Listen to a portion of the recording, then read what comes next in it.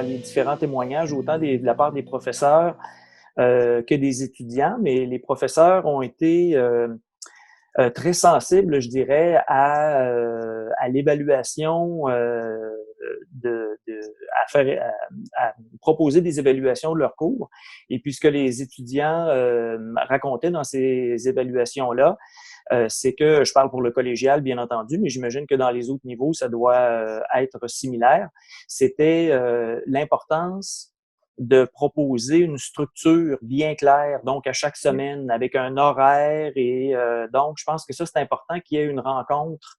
Puis moi, je le vois, j'ai des enfants qui sont au secondaire et au collégial, puis je le vois, donc l'importance aussi de proposer une structure avec un horaire, en quelque sorte, où est-ce qu'on les rencontre, quitte à ce que ce soit une rencontre assez courte, mais où on fait le point. Est-ce que ça a besoin d'être tout le groupe au complet ou en sous-groupe? Ça reste à déterminer.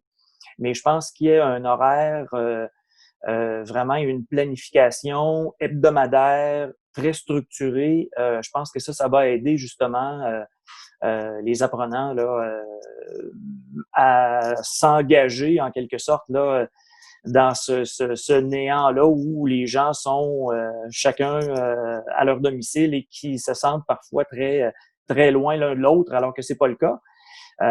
Quand on pose une question, habituellement, on est en mesure d'avoir une réponse très rapidement de la part des professeurs, sont toujours branchés, on est capable de les rejoindre facilement. Mais on dirait qu'il y en a qui n'ont pas je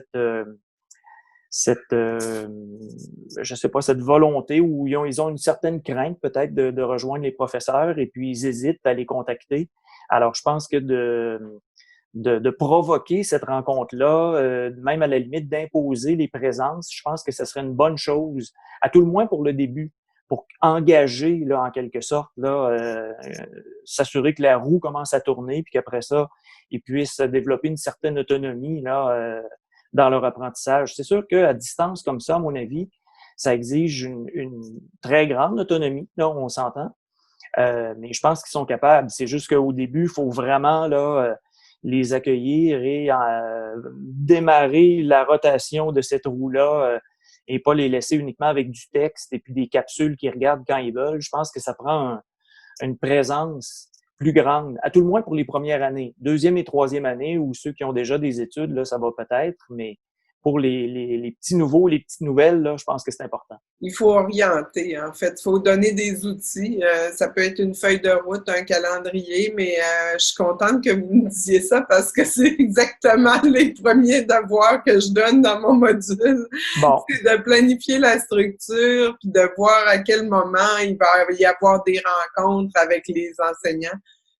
Donc, d'essayer c'est ça, de structurer un peu parce que tout le monde est en apprentissage, enseignant comme étudiant. Donc, ça c'est va la être beauté du métier d'enseignant d'ailleurs, c'est de continuer son apprentissage pour la vie.